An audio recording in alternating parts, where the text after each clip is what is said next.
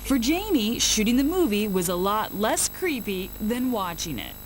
Very young, hot, young group of people. Everybody was like 19, and it was fabulous and made for no money, and there was no perks, and it was really fun guerrilla filmmaking. After Halloween, Jami starred in a series of screen shockers, including The Fog and Prom Night.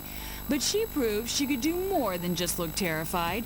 In the 1983 comedy Trading Places, audiences saw a different side of Jami. I'm really grateful to John Landis because, at the time, I'm sure no one thought for a second of putting me in a movie, a comedy, with Dan and Eddie. And again, I was nervous, and it was a great experience. To be that kind of young girl in that movie was daunting and fun, and there were elements of it that I had to just kind of accept that was sort of the gig and go along with it. Among those elements, Jami's very revealing wardrobe. It's hard, when you're young and you don't think you're having kids, and that's not, I'm not going to say it's been a regret, it's been something I've had to deal with, which is that I have 2 children now, and they're going to see film of me without, my shirt on, and that's a problem for me, and one I'm going to have to work out with them, because I certainly didn't have children at the time, and it felt very uncomfortable, and now I just have to navigate with them. When we return, Jami navigates her way into marriage. I saw his picture in a magazine and said, oh, he's cute, I'm going to marry him. And later, the other man in Jami's life. He would walk in here right now and look at you guys and go, bro, bring it on. And her comic abilities in the 1983 film Trading Places. Jami's performance was praised by critics, and she won England's BAFTA Award for Best Supporting Actress. I wasn't expecting it. It was a big, for me it was like, wow. But, again, with all that, I really, and I know this is going to sound horrible, but I've, been nominated for enough awards, and I've won enough of them, and I have all of these things that should be ducks in a row to build self-esteem, and none of it worked. That stuff isn't what made me feel good about being me. But back in 1983, Jami felt terrific about getting a chance to star in Grandview, USA. I took that movie because Cher turned it down. She was supposed to do it, and she had actually signed up to do it and then pulled out. They told me I was like one of 3 names on a list that they would make the movie with, and somehow that got into my ego-driven head that, ooh, c'est hell.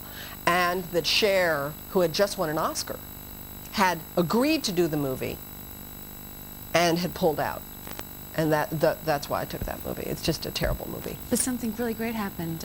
Well, a lot of great things happened. I got to meet my friend Lori Tull, actually was the youngest successful heart transplant recipient. And she and I became friends because the town where the movie was being made was putting on a benefit in the honor of her and her family to help them raise the money for the surgery. Lori Tull's mother, Kathy Kelly. Jami just walked up to us like she knew us, and she said, "Hi, I'm Jami." And she said, "You must be Lori." And it was like instantly when their eyes met, it was like instant friendship. I mean, it was like they were sisters. Lori died when she was 19, but we stayed in contact that whole time.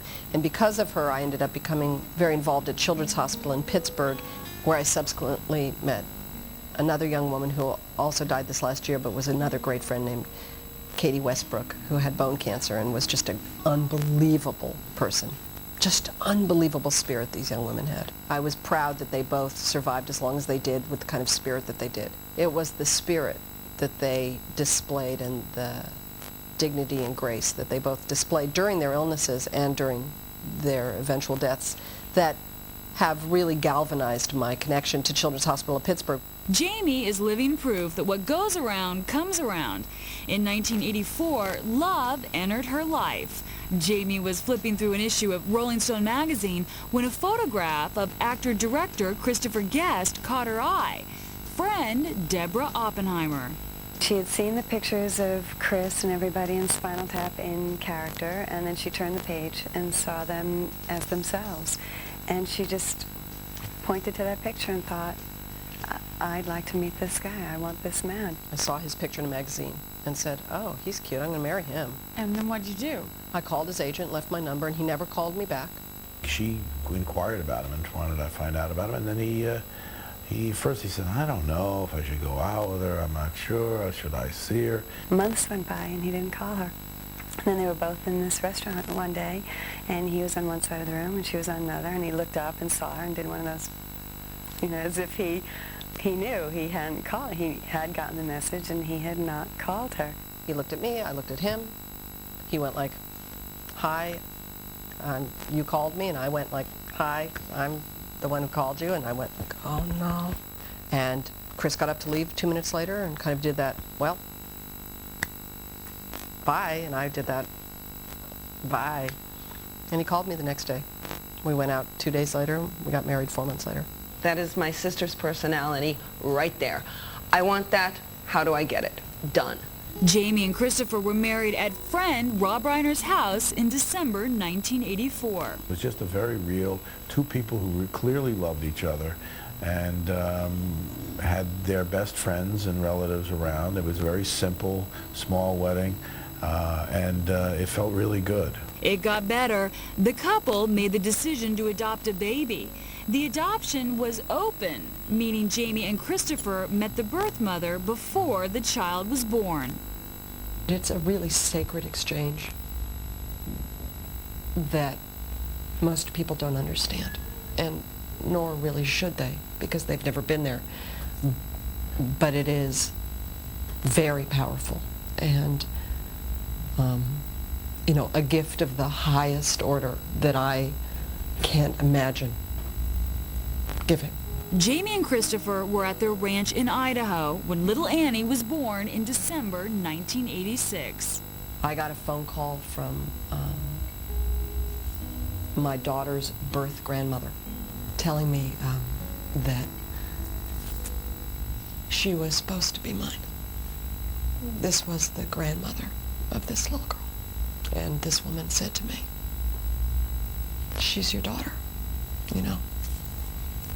raise her well. At about 3:30 in the morning. Friend Arnold Schwarzenegger. Jamie Lee Curtis is as good as a mother as she is as an actress. I mean, because everything she does, she goes all out. What has being a mother meant to you? Well, it gave my life a context that was quite selfish before I had children. I guess with a spouse you can have a lot of individuality and yet still be married. With a child you are intertwined with them, whether they're born from your body or not. That you are intertwined in their every moment. And it's a cliche to say you kind of get out of yourself. You get very unselfish very quickly. But my daughter really has given me the gifts that did I just burp? I don't burp. Did I just burp on national television? Oh, say it ain't so. My daughter will now be ridiculed at school. You just don't want to make a fool out of yourself on national television. Do you know why only? So that nobody will ridicule your children later.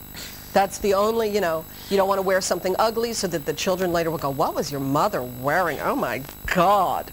It's just, so you burp on national television. I think my daughter would be mortified. Coming up, Jami learns a tough lesson from a surprising teacher. I was young and thought that I could just do this, and she reminded me that I couldn't.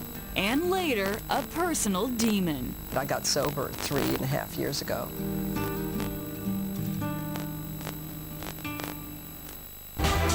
Ya regresa Reveale. ¿Qué hizo Skip por vos hoy? De la forma más tonta del mundo me manché una camisa divina. La mancha era difícil. Con agua fría seguro no me iba a salir. Pero con agua caliente la camisa se iba a arruinar. Era la mancha o la camisa. Por suerte llamé a línea directa. ¿Sabes qué me dijeron? Que la lave con Skip biotérmico en agua fría. Y no entendí mal, porque cuando pregunté, ¿en agua fría? ¿Fría? Me contestaron, sí, fría. Skip hace el lavado. Vos hace tu vida. Los eventos sobre la alfombra roja se han convertido en la puerta de entrada de todas las estrellas de Hollywood. We're expecting major names on the red carpet. Denzel, Russell, Nicole, Sissy, Nipsey. Y en enero, solo un grupo de expertos estará allí para llevarte todos los detalles de este gran suceso. Para conocer a las estrellas que desfilarán en las grandes premiaciones, arrancamos con la cobertura de las nominaciones a los Grammy y a los SAG Awards. The nominees are... Para descubrir a las estrellas favoritas de la audiencia y de la crítica, continuamos con la transmisión desde la alfombra roja de los premios People's Choice y los Critics' Choice. Wow, we love you guys. Y para que puedas desfilar junto a las estrellas ganadoras, seguimos con la cobertura de una de las premiaciones de mayor prestigio en Hollywood, los Golden Globes. This show rock. Los eventos en vivo más importantes del mundo del espectáculo. Arrancan en enero por un solo canal. Tu única opción para pisar la alfombra roja durante todo el año. We're the original. E! Entertainment Television. Líder en premiaciones de Hollywood. Todos los días veremos cómo estos inocentes niños se transformaron al crecer en los protagonistas de las historias más sórdidas de Hollywood. Sexo. It became too much for me. Alcohol. I was not in control anymore. Drogas. Grabbing me, putting me on the thing. Problemas judiciales. I have no excuses. Te demostraremos que la fama no es un juego de niños. They are some of the most screwy people in Hollywood history. We are part of pop culture. The E! True Hollywood Story. Todos los días solo en E! Entertainment Television.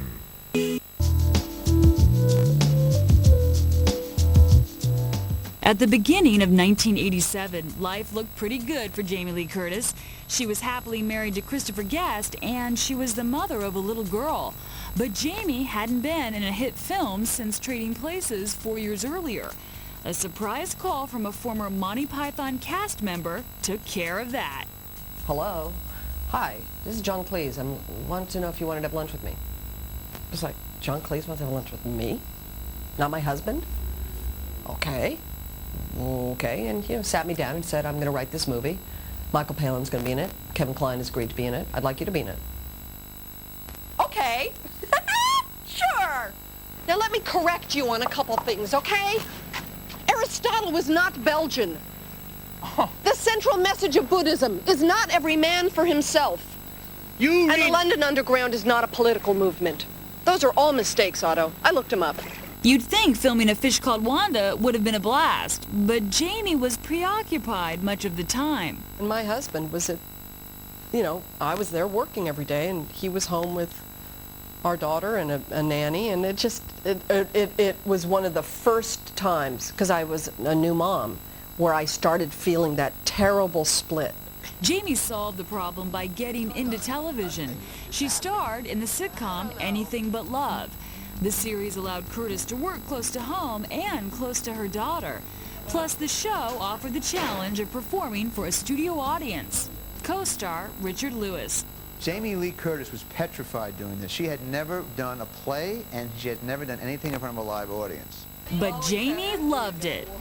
I was like a laugh junkie. The minute I had an audience in front of me, my work amped up, 5 degrees. I was so much better when the audience was there. When she got her first laugh, I was watching her, and I saw that the eyes spin like, oh man, like a young stand-up, back at 20. She went, oh wow. I was visualizing and go, oh man, this is where it's at, man. Feedback, It was the best job for me. It used everything good about me, I think, in what I could do as an actor, was my TV series. It really was just a perfect experience. That experience lasted 4 seasons. The show was canceled in 1992. But while one chapter in Jamie's career ended, another one soon began. Well, what made you want to write a children's book to begin with? I had never had a dream about being a writer. It was not my kind of, one day I'll write books for children. I had a daughter. She was beautiful and funny, and I would spend, obviously, my time with my daughter. And she, as with everything in my life, is really the inspiration for it, because she walked in one day when she was about 4 and made some boastful statement about what she used to be able to do when she was a baby. And now she didn't have to do that anymore because she was the big girl. And it made me laugh. And it just, this idea of a 4-year-old's memoir of her youth came up, and that a 4-year-old would have a youth made me laugh. And so I wrote it down. Laura Cornell illustrated the book. She gets very emotional when she, I don't know if she did with you, when she talks about the books. It's a dream come true for her. This is where her emotions, her passions are. Jami's book, When I Was Little, became a bestseller. Next up, a project definitely aimed at grown-ups. She played Arnold Schwarzenegger's wife in a big-budget blockbuster. True Lies was the best time I ever had in the movies. And even though, again, very difficult time, had to be away from my family, felt terribly guilty, and yet really got to latch on to kind of being able to, for the first time, play every strong acting physical suit I had. It was just a boom, boom. For me, it was like the ace hit.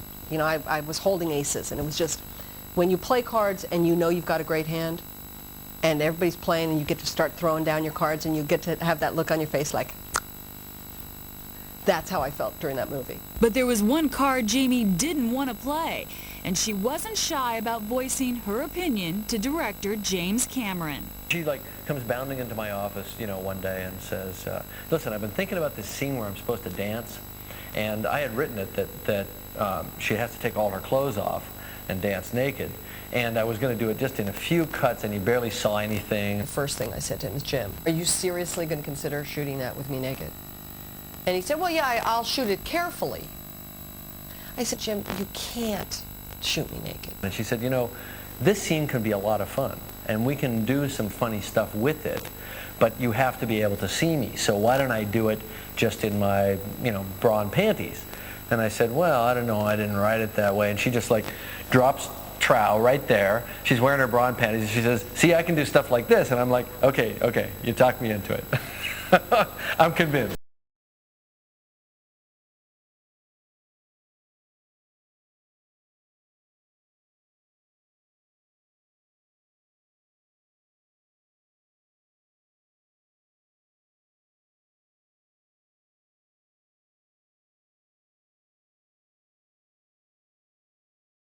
The way she tripped over herself and the things that she did, and then the action she put in there and all this stuff and the dance.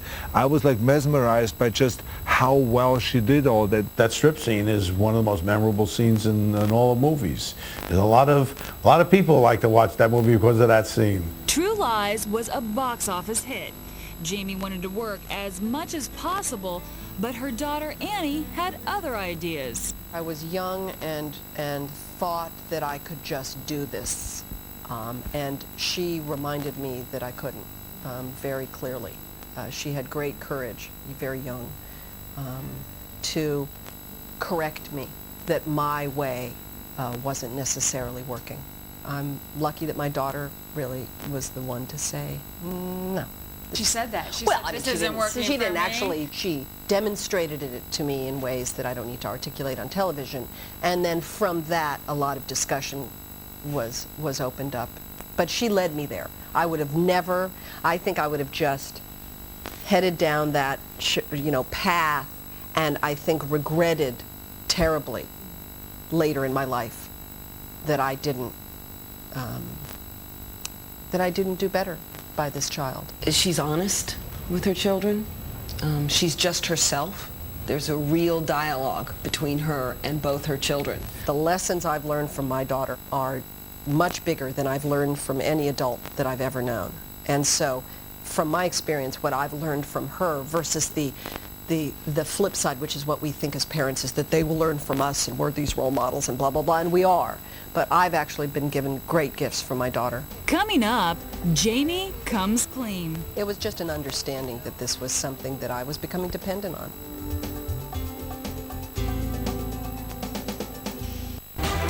Ya regresa Reveale. Hola, ¿con qué jabón lavas tu ropa? We built this house and we talked, and he was caretaking the house. I said, would you call the owner, who's away, and ask if I could bring my parents here to show them this house? And he said yes. Did it bring back memories for you? All of us. It was very emotional. We were all crying. It was very heavy. But great to be able to go back there. The house held no memories of Jami's biological father, Tony Curtis. Tony and Janet Lee divorced when Jami was 3. I've only gotten to know him as an adult, and I'm happy to know him. He's a wonderful guy. So we have a lovely relationship, but he was not the everyday father that I had. I'm being honest. I'm not hiding anything here. I'm revealing. I'm just telling you it's the truth. That's my relationship with my dad. It's a good relationship. I love them. I'm proud of what he's doing, but I would lie to you if I said that it was closer than that, because it's just not. In 2002, Jami wrote her 5th children's book, I'm Gonna Like Me, letting off a little self-esteem. My new book about self-esteem is very funny and very amusing about how you get self-esteem, how do you lose it, what happens, what causes you sometimes to maybe lose your self-esteem, how to keep it, and the book at the end says, I'm gonna like me because I'm loved and I know it, and liking myself is the best way to show it. And right away, that, tears are pouring out of my eyes that day, because everything we do with our children is designed to help them know that they're loved. Why do you think people have responded to your books? They do strike an emotional chord for a parent, because you can imagine at the end of these books to close the book and then have your child with you right at that moment is, for many people, the only time in the day that they just get to be alone with their kid quietly. Jami also enjoys connecting with others in her life. She's a great hug. And that's an important thing in the world, to get a good hug from somebody. She's a great hug. My friends love me, and I love them, and that's, to me, another great thing. Is I wear this ring, here. This ring, can you see? Says the word love. And it's made by my friend Kathy Waterman, who is a jeweler of great talent and spirit.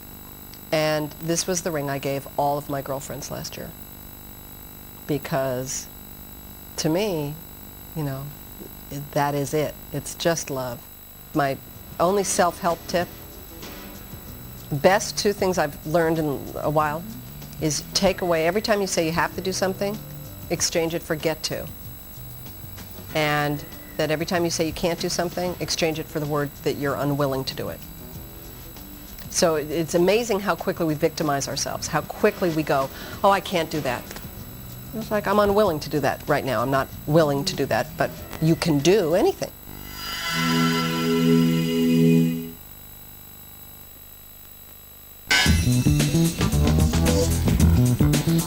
A continuación, Extreme Close-Up.